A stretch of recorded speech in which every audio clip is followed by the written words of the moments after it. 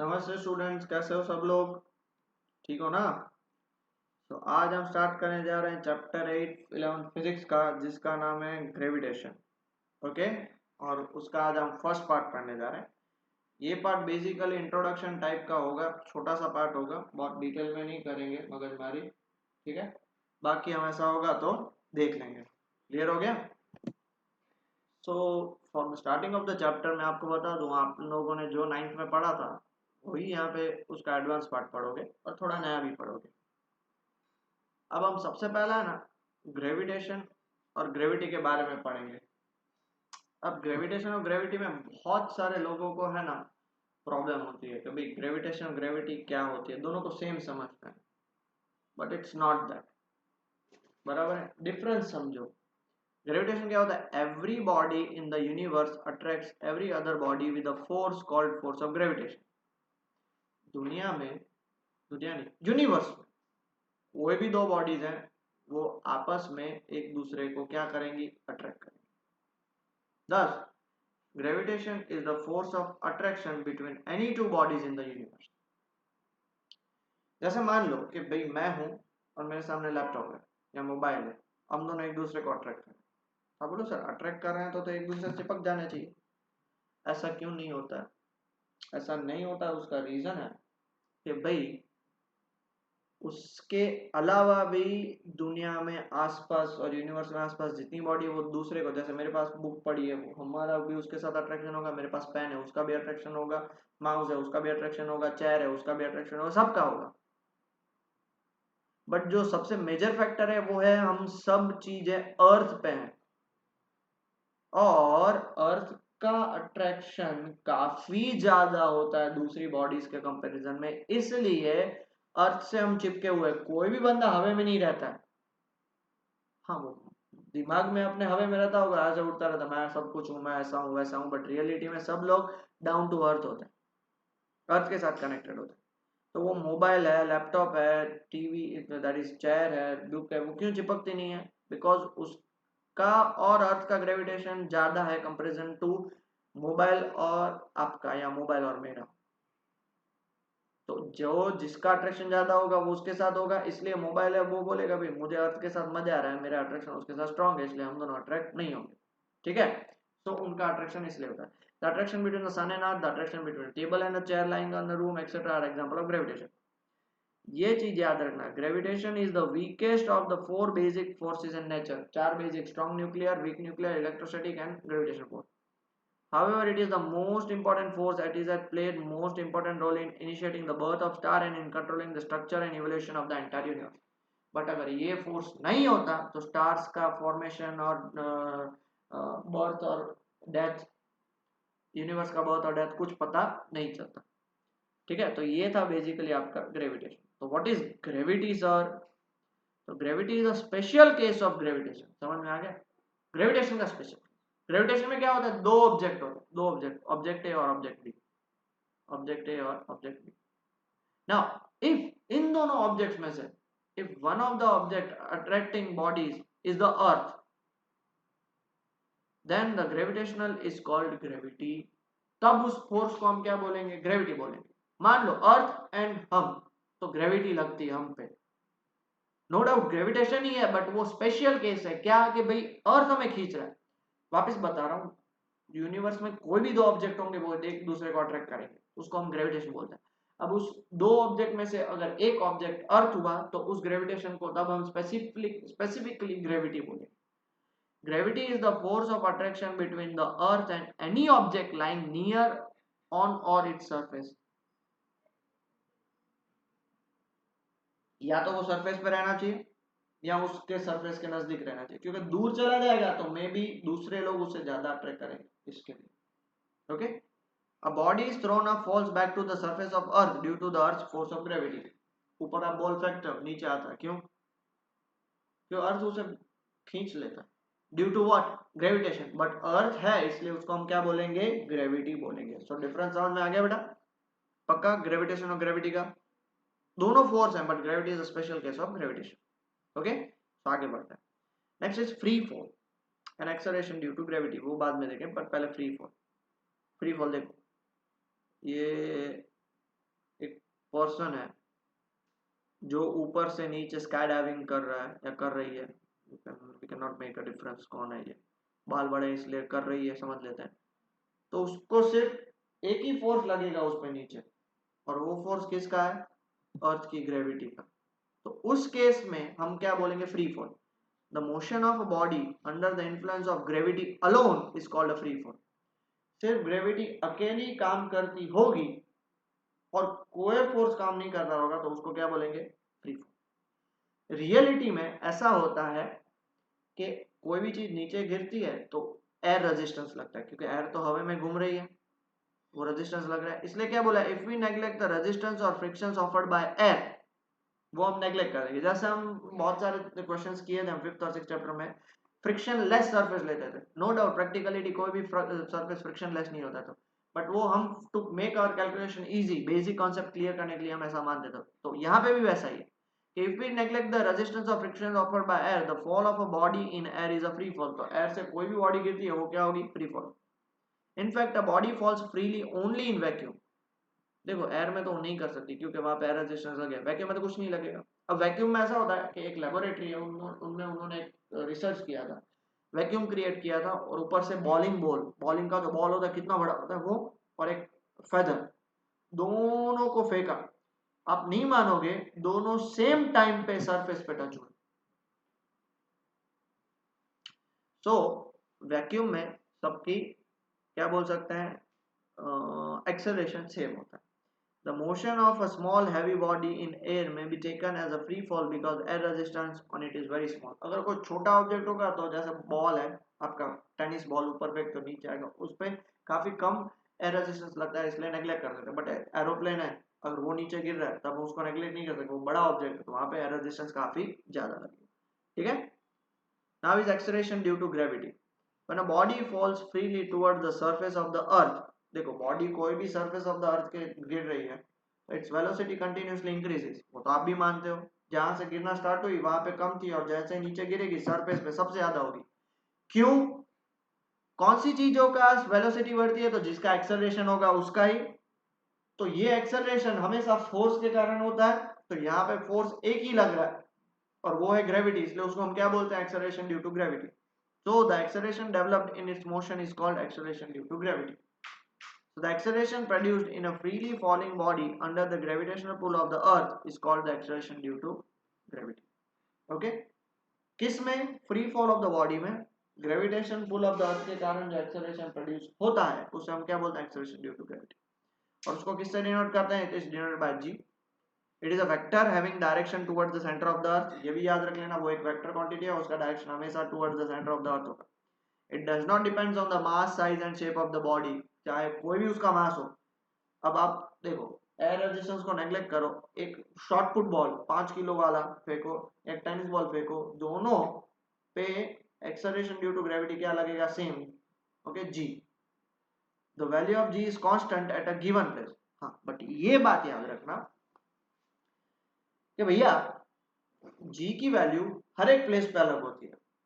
क्यों, because it varies from place to place on the surface of the earth as it depends on the altitude, depth and rotation of and shape of the earth। आपको पता है shape of the earth pure sphere नहीं है, pure sphere नहीं है, ऐसा चिपटा हुआ है ऊपर नीचे, ऐसा बहुत ज्यादा चिपटा हुआ नहीं है बट थोड़ा सा चिपटा हुआ है। ओके, तो आपको ये बात याद रखनी पड़ेगी। इसके लिए क्या होता है कि भाई वो उसके कारण उसकी जी की वैल्यू क्या होती जाएगी, चेंज होती जाएगी।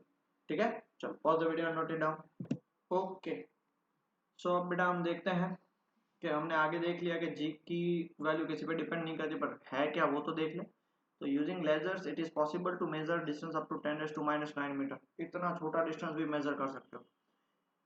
And by electronic device time can be measured up to 10⁻⁹ seconds, है ना, इतना छोटा सा आप मेजर कर सकते हो। Using this techniques g can be determined Using this techniques, G can be determined to an accuracy of 1 part in 10⁸ by observing the free fall of a body in vacuum। इसलिए G की value, फिर ये सब value उसकी calculation के बाद उसकी value जो आई वो कितनी आई, 9.8 मीटर पर सेकंड स्क्वायर और फीट में 32 फीट पर सेकंड स्क्वायर। ये वैल्यू आप याद रखना, बहुत काम आएगी।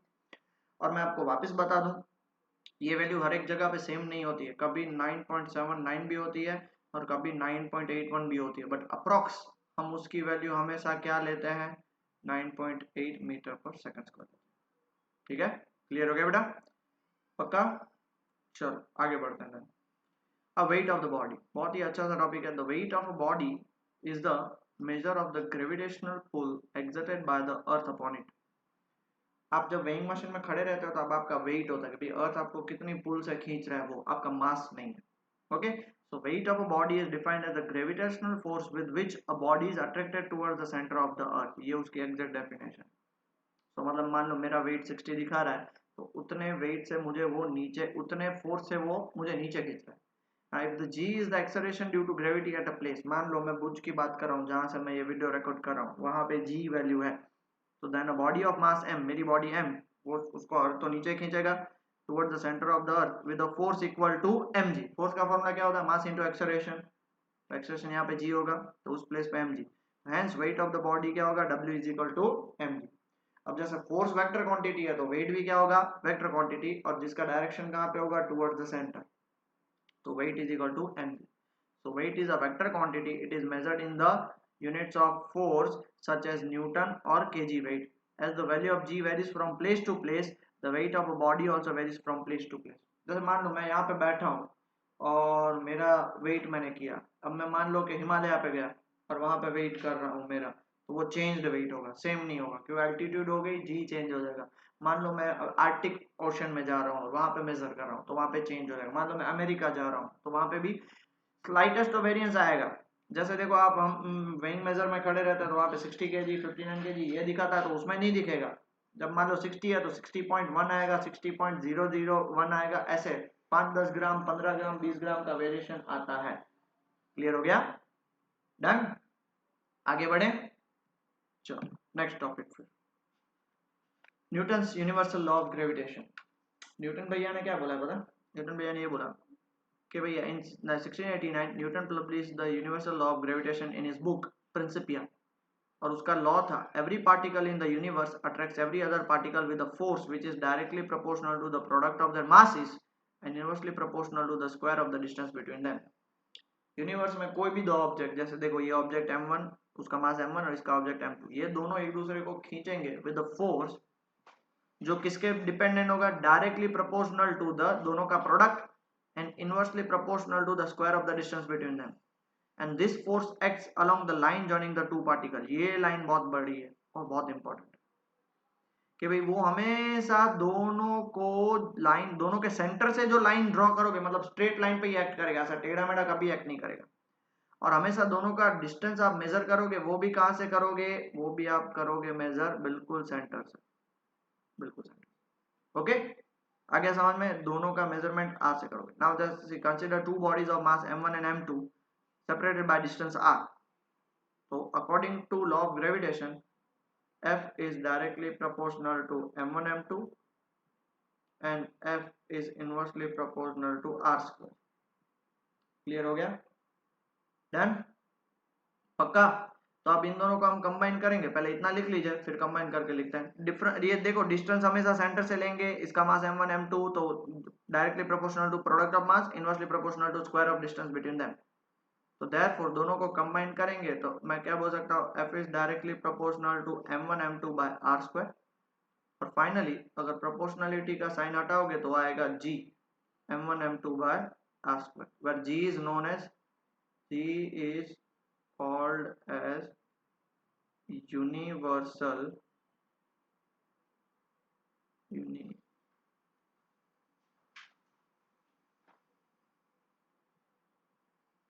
universal gravitational constant. क्यों यूनिवर्सल ग्रेविटेशनल कांस्टेंट? तो देखो उसकी डेफिनेशन है, ये आपको लिखने की जरूरत नहीं है, गलती से मैंने लिख लिया, बराबर है, वो कोई मतलब नहीं है इतना, पर इतना लिख लेना, ये कोई मतलब का नहीं है। उसकी डेफिनेशन हम कैवेंडिश एक्सपेरिमेंट करेंगे, मैं आपको उसमें बताऊंगा, इसलिए ठीक है।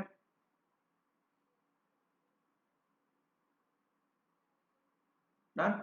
अब वो क्यों यूनिवर्सल ग्रेविटेशन कांस्टेंट कहा जाता है, बिकॉज वो कोई भी मीडियम हो, कोई भी मीडियम हो, उससे उससे कोई फर्क नहीं पड़ता। मतलब मान लो कि दो ऑब्जेक्ट हैं, ठीक है, जिसके बीच में 1 मीटर है और ये 1 kg है और 1 kg, F is equal to क्या हो जाएगा, जी हो जाएगा। जैसे यहाँ पे देखो, m1 की जगह 1, m2 की जगह 1 और r की जगह 1, एफ इज इक्वल जी हो गया।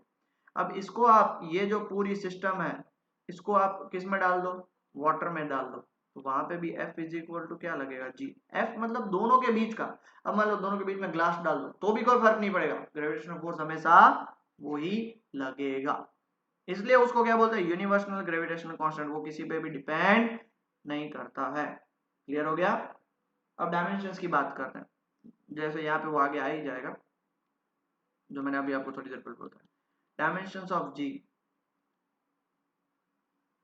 ओके, तो एफ इज इक्वल टू क्या होता है, जी m1 m2 bye r square. तो जी क्या होगा, F R square bye m1 m2। F मतलब फोर्स, उसका डायमेंशन आपको पता ही है, आर का भी पता है, एम का भी पता है, m2 का भी पता है। तो जी का डायमेंशन क्या होगा, m-1 l3 और t-2, ठीक है। यूनिट्स, यूनिट्स ऑफ जी की बात करते हैं। ऐसा यूनिट उसका क्या होगा, जी का, चेक करो, एफ मतलब न्यूटन मीटर स्क्वायर पर केजी स्क्वायर। तो सीजीएस यूनिट उसका क्या हो जाएगा, न्यूटन का क्या हो जाएगा, डायन सेंटीमीटर स्क्वायर ग्राम स्क्वायर, बराबर है। और अब आ जाते हैं वैल्यू ऑफ जी की तरफ। वैल्यू ऑफ जी, एस आई की वैल्यू कितनी होगी, एस आई की वैल्यू, उसमें जी की वैल्यू होगी, याद रख लेना, 6.67 into 10⁻⁻11 newton metre square kg square. ये कैवेंडिश एक्सपेरिमेंट से पता चली, वो हम बाद में देखते हैं। अभी सीजीएस में जी की वैल्यू कितनी होगी, 6.67 इंटू 10⁻⁻8 डायन centimetre square gram square. Okay, the value of g does not depend on the nature and size of the bodies. It also does not depends on the nature and the medium between the two bodies, जो मैंने आपको पहले बता दिया। That is why g is called the universal gravitational constant, याद रखना, ठीक है, पक्का। चलो pause the video and note it down. Okay बेटा, सो अब हमारा जो नेक्स्ट टॉपिक है उसका नाम है कैवेंडिश एक्सपेरिमेंट। कैवेंडिश नाम का एक बंदा था, जिसने 1798 में जी की वैल्यू पहली बार एक्सपेरिमेंटली प्रूव करके बताई थी। कैसे प्रूव करके बताई थी, तो देख लो, ऐसे प्रूव करके बताई थी। ये उसका एक्सपेरिमेंट है। उसने क्या किया था, पहले ये देखो, पहले ये लिख लो, apparatus यूज्ड इज दिस। मैं पूरा आपको उसको डिटेल में समझाता हूँ, ठीक है। पहले इतना लिख लीजिए, डायग्राम बना लीजिए, फिर मैं आपको पूरा डिटेल में समझाता हूँ। ओके, देख लो, ये आपके पास दिया हुआ है, ठीक है। Here two small identical sphere of lead के दो स्फीयर है, ये दो sphere, each of mass m, दोनों का मास प्रीफिक्स है, are connected to the two ends of a light rod to form a dumbbell. Dumbbell देखा है, डम्बेल कैसा होता है, डम्बेल ये शेप, ये डम्बेल होता है। तो ये दो अपना क्या है, लीड है, लीड बॉल्स, और एक किससे कनेक्टेड है, वायर से कनेक्टेड है। ओके, क्लियर हो गया। Connected to two ends of the light rod, rod है, वायर नहीं, रॉड है। और लाइट रॉड है मतलब जिसका कोई मास नेग्लिजिबल मान सकते हो। The rod is supported by vertical length of a quartz fibre. उसके ऊपर ऐसे देखो, ये मान लो कि ये सर्फ ऊपर आपकी दीवार है, ठीक है। तो ऐसे उसको सपोर्ट करके रखा गया, ऐसे दीवार से ऐसे लटकाया गया। Okay, two large lead sphere of mass m, ये है दो स्फीयर, हाँ, ये दो स्फीयर को हमने कनेक्ट किया है डंबल बनाने के लिए। ये तो बाद में से लाके लेके गए हैं। Two large lead spheres of mass m are placed near the ends of the dumbbell on the opposite sides in such a way that all the spheres lies on a horizontal circle। और ये दोनों का mass same है, क्या है, capital है, उसको थोड़ा साइड में रखा गया। ओके, और वो इस तरह से रखा गया है कि भाई वो पूरा अगर पाथ उसको कंप्लीट करो तो वो सर्कल बना रहा है। ये छोटे स्फीयर जिसका मास m है, उसके सामने बड़ा स्फीयर जिसका मास कैपिटल M रखा गया है। सेम टू सेम उसके बाजू में ही छोटा और स्फीयर है जिसके सामने बड़ा स्फीयर M रखा गया। Okay, the small spheres move towards the larger ones under the gravitational attraction. अब देखो, इतना छोटा स्फीयर और ये बड़ा स्फीयर, कौन किसको अट्रैक्ट करेगा, नो डाउट दोनों इक्वली अट्रैक्ट करेंगे, जैसे अर्थ है और हम क्या हम अर्थ को अट्रैक्ट करें, अर्थ हमें अट्रैक्ट कर रहा है? अर्थ हमें अट्रैक्ट कर रहा है, मतलब ये जो बड़ा स्फीयर उसको छोटा स्फीयर उसकी तरफ जाएगा, उसको अट्रैक्ट करेगा with the force of what? F is equal to gmm by r square, where r is the distance between the center of the large and its neighboring small sphere. उन दोनों के बीच का ये जो डिस्टेंस है वो है. Okay, the force on the two small spheres form a couple. अब देखो इसका फोर्स इस डायरेक्शन में लगेगा, इसका फोर्स इस डायरेक्शन में, तो कपल हमने अभी पढ़ा था, इक्वल एंड ऑपोजिट. तो जो कपल लगा तो उसके कारण क्या लगेगा? टॉर्क भी लगेगा. And this torque deflects the road and twist the suspension. अब देखो उसके कारण ये अंदर के साइड जाएगा और ये बाहर के साइड आएगा, तो उसके कारण ये क्या होगा, इसमें एक ट्विस्ट प्रोड्यूस होगा. Okay, time. अब ट्विस्ट प्रोड्यूस होगा तो जैसे ही ट्विस्ट प्रोड्यूस होता है उसके कारण एक रिस्टोरिंग टॉर्क भी प्रोड्यूस होता है. हमने ऑलरेडी आगे पढ़ा है, जैसे देखो आप फोर्स लगाओगे तो रिस्टोरिंग फोर्स भी लगता है उसमें. तो जैसे टॉर्क लगा due to this gravitational force, तो वो अपने आप को वापस रीअरेंज करने की भी ट्राई करेगा. Restoring torque of the fibre equals the deflecting gravitational torque. ये जो टॉर्क लगा कपल के कारण उसको ग्रेविटेशनल टॉर्क बोलेंगे, क्योंकि ग्रेविटेशनल फोर्स के कारण लगा. और रिस्टोरिंग टॉर्क दोनों एक दूसरे से क्या होंगे? इक्वल, तभी वो इक्विलिब्रियम में होंगे. The angle of deflection theta is noted by measuring the deflection of light beam by a length and scale arrangement. ये कितना एंगल रोटेट होता है वो एक एक्सपेरिमेंट सेटअप से उन्होंने मेजर किया, 1 डिग्री 2 डिग्री 3 डिग्री. वो let L be the length of the light rod. जो रॉड है ये जिससे दो कनेक्टेड है वो उसकी लेंथ क्या है? एल है. बराबर, इतना क्लियर हुआ. वापिस दो छोटे स्पीयर है एम, बराबर, कनेक्टेड है विद द रॉड जिसकी लेंथ है एल. उसके बाजू में बड़ा बड़ा स्पीयर कैपिटल एम रखा, वो उसे क्या करेगा? फोर्स लगाएगा. फोर्स लगाएगा तो ये उसकी तरफ जाएगा, ये इसकी तरफ जाएगा, जिसके कारण क्या होगा? कपल. कपल के कारण टॉर्क प्रोड्यूस होगा. तो टॉर्क के कारण इसमें भी एक रिस्टोरिंग टॉर्क प्रोड्यूस होगा. क्यों रिस्टोरिंग? क्योंकि वो थीटा एंगल वो मूव हो रहा है तो उसमें रिस्टोरिंग टॉर्क भी प्रोड्यूस होगा. ओके, तो जो डिफ्लेक्टिंग टॉर्क या रिस्टोरिंग टॉर्क है, देयरफॉर डिफ्लेक्टिंग टॉर्क का फॉर्मूला क्या होता है? Force into distance. Force into distance, तो देखो दोनों इसमें फोर्स लग रहा है और उनके बीच का डिस्टेंस क्या है? एल. ठीक है, तो फोर्स इनटू डिस्टेंस, फोर्स कितना लगा? G small m capital M by r square into L. उसके कारण उनमें क्या लगेगा? एक रिस्टोरिंग टॉर्क भी लगेगा. रिस्टोरिंग टॉर्क लगेगा, उसको हम क्या बोलेंगे? के थीटा. बराबर है, क्लियर हो गया. In equilibrium position both must be equal. both must be equal under rotational equilibrium. under rotational equilibrium तो क्या बोल सकता हूँ? G M capital M by L R square is equal to K theta. तो therefore G की value K theta R square by M capital M और L. देखो आपको के भी पता है, के इज व्हाट? के क्या होगा आपका बेटा? के आपका होगा रिस्टोरिंग टॉर्क. के is restoring torque per unit angle of twist, जो पहले से ही नोन होता है. ठीक है, थीटा जितना एंगल मूव किया वो भी पता होगा, आर दोनों के बीच का डिस्टेंस वो भी पता है, एम दोनों के मास भी पता है, और L length of the road भी पता है. knowing all the quantities on the right side of the experiment, the value of g can be determined. Okay, तब वैल्यू ऑफ जी डिटरमाइन करा गया. और कैवेंडिश ने अपना एक्सपेरिमेंट करने के बाद जी की वैल्यू निकाली थी, तो कितनी आई थी? 6.67 इंटू 10⁻⁻11 न्यूटन मीटर स्क्वायर पर केजी स्क्वायर. क्लियर हो गया. अब तब कैवेंडिश जो था उसके पास तो इतने एक्सपेरिमेंटल टेक्निक्स भी नहीं थे, बट यही एक्सपेरिमेंट बाद में जब एडवांसमेंट आता गया तब करते गया तो एग्जैक्ट ये वैल्यू मिलती आई हमें. क्लियर हो गया? पक्का? चलो pause the video, note it down बेटा जल्दी से. Okay, now some experimental evidences which shows that yes, gravitational uh, law of gravitational is true.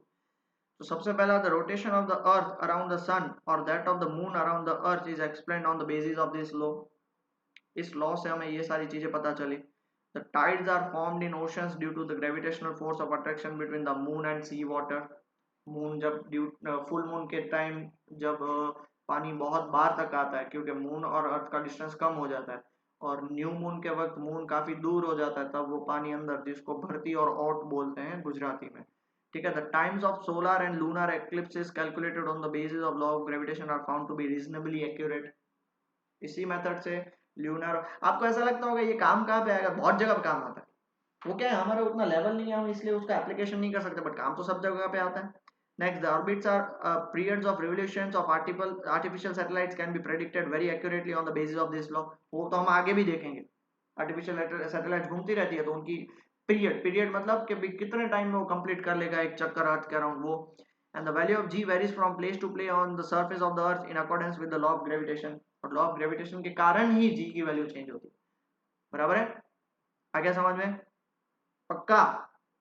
Done. तो ये आपको सिर्फ समझने के लिए था कि भाई उसका रियल बेस एप्लीकेशन क्या है। और आज के लिए last topic, that is vector form of law of gravitation. Vector form of law of gravitation as shown in figure, consider two particles. Okay, अब इस पे फोर्स क्या लगेगा, F12। F12 मतलब gravitational force exerted by A on B, और इस पे force क्या लगेगा, F21 gravitational force exerted by B on A। M1 और M2 उसके मासेस है। क्लियर हो गया? तो सबसे पहले हम क्या करेंगे, सारा डिस्क्रिप्शन लिख लेते हैं। R12 कैप मतलब क्या हो गया, unit vector from A to B। और R21 कैप क्या है,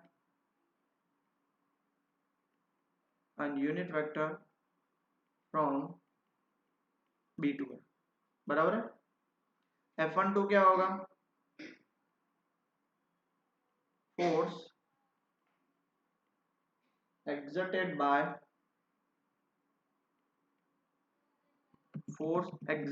on A by B, F12। And F21 क्या होगा, force exerted on B by A। ठीक है, इतना क्लियर हो गया? ये सारा उसका डिस्क्रिप्शन है। F12 मतलब ये वाला बंदा उसकी तरफ जा रहा है, मतलब B जो है वो A पे फोर्स लगा रहा है। F21 मतलब ये वाला बंदा इसकी तरफ जा रहा है, मतलब A है वो B पे फोर्स लगा रहा है। डायरेक्शन देख लो तो आपको आइडिया आ जाएगा। ठीक है, इतना लिख लिया। तो therefore in vector form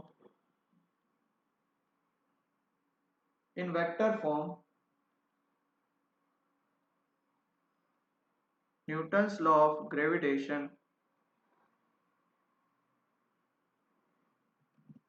can be expressed as, उसको हम लिख सकते हैं F12 is equal to minus G M1 M2 by R square R21 cap. ठीक है, ठीक है बेटा। यू मस्ट बी वंडरिंग कि सर यहाँ पे नेगेटिव क्यों लिया। So negative sign shows that the direction of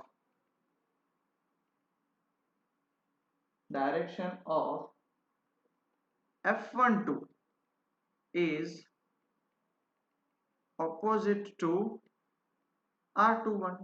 अब देखो R21 हमने देखो आगे ही दिया है, R21 मतलब क्या होगा, R21 is the unit vector from B to A and F12 is what, force exerted on A by B। मतलब B जो है वो A पे फोर्स लगा रहा है, तो हमें R21 ही लेना पड़ेगा, that is unit vector from B to A। तो आप बोले सर ये क्यों नहीं ले सकते, मैं वापस बता रहा हूँ। F12 मतलब क्या, B वाला बंदा A पे कितना फोर्स लगा रहा है, एंड R21 मतलब क्या, distance between B and A। But दोनों का डायरेक्शन ऑपोजिट है। देखो R21 मतलब B एंड A का डिस्टेंस, F12 मतलब ये फोर्स अट्रैक्टिव है किसकी तरफ, B की तरफ। तो दोनों का डायरेक्शन उल्टा है, इसलिए वो नेगेटिव साइन लगा। क्लियर हुआ? Similarly what we can say is F21 का क्या होगा, minus G M1 M2 as it is R square as it is, तो वहां पे R12 क्या पाएगा। ओके, बट एक बात ये याद रखना कि R12 कैप और माइनस R21 कैप दोनों इक्वल होंगे, बट साइन उसकी क्या होगी, ऑपोजिट होगी। जैसे देख लो ना बेटा, R12 कैप यहाँ पे, R21 कैप यहाँ पे, दोनों यूनिट वेक्टर है, मतलब मैग्नीट्यूड सेम, बट उनकी सिर्फ साइन अलग होगी। मतलब ये और ये, देखो ये पूरा पार्ट तो सेम है, ये भी पूरा पार्ट सेम है, ये दोनों सेम है बट एक पॉजिटिव है एक नेगेटिव है, तो देयरफॉर इसके बेस पे हम क्या बता सकते हैं, F12 is equal to minus F21। ओके, मतलब दोनों पे सेम फोर्स लगेगा बट दोनों का डायरेक्शन अलग होगा, और वही तो हमने यहाँ पे प्रूव किया, यहाँ पे और ये यहाँ पे। क्लियर हो गया? पक्का? This is what the vector form of the equation is. और इसके बाद हम ये थोड़ा बहुत उसका स्टेटमेंट लिखेंगे। thus the vector form of gravitation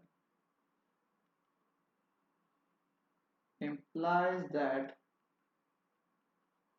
the gravitational force acting on two particles forms action and reaction pair। Okay, and एक छोटी सी line, S F12 and F21 are directed towards, कहाँ पे डायरेक्ट होते हैं, towards the center, towards the centers of the two particles, hence क्या बोल सकते हैं, gravitational force is central force, क्योंकि सेंटर से मेजर करते हैं और सेंटर पे वहां पे एक्ट करते हैं, इसलिए उसको सेंट्रल फोर्स बोलेंगे। क्लियर हुआ? ओके, थोड़ी बहुत उस इतना लिख लीजिए, फिर उसके बाद लास्ट 2-3 लाइन्स हैं, लिख लिया। This are the important features of gravitation force. सबसे पहला, the gravitation force between two masses are independent of intervening medium, कोई भी मीडियम हो कोई फर्क नहीं पड़ता। दूसरा, the mutual gravitational force between two bodies are equal and opposite, दोनों के बीच में फोर्स क्या होंगे, हमेशा इक्वल एंड ऑपोजिट होंगे, that is they form action reaction pair, hence gravitational obeys the Newton second law of motion. तीसरा, the law of gravitation strictly holds for point masses. Point masses मतलब क्या, इतना बड़ा object होगा but उसको हम ऐसा मानेंगे कि सबका मास सेंटर पे क्या बोलते हैं कि कंसंट्रेटेड है। ओके, इतना पूरा नहीं लेंगे क्योंकि सेंटर से मेजर करेंगे। चौथा, the gravitational force between two points masses is a central force, वो हमने अभी देख लिया। ओके, पांचवा, the gravitational force is a conservative force, ये हमने आगे देखा है। और छठा, the gravitational force between two bodies is independent of the in the presence of other bodies.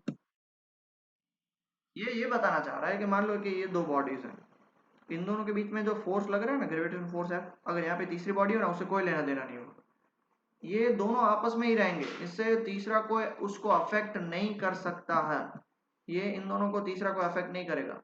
समझ रहे हो? दो, एक गर्लफ्रेंड एक बॉयफ्रेंड अपने आप में इतना स्ट्रॉन्ग रिलेशन में कि भाई और कोई भी है उससे कोई फर्क नहीं पड़ता। It's like that gravitational force.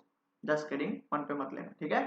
सो ये उसके थोड़े बहुत कैरेक्टरिस्टिक्स हैं, ओके, फीचर्स हैं, शायद आपको एमसीक्यू में काम आ सकते हैं। सो आज का लेक्चर हम यहीं पे छोड़ते हैं। आई होप आप लोगों को आज का लेक्चर क्लियर हो चुका है, ठीक है?